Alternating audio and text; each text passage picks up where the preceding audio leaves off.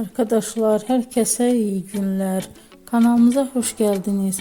Bugün sizler için çok sevdiğimiz oyuncularımız Elçin Sangu ve Barış Arduç'tan güzel sempatik videolar hazırladık.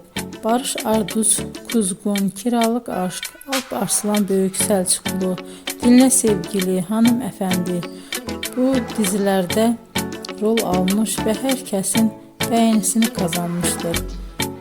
Ben de sizler için onların romantik karelerini hazırladım. Bu videoların devamının gelmesini istiyorsanızsa emeğime saygı olarak kanalıma abone olup yorum yazmayı, sona kadar izlemeyi unutmayın.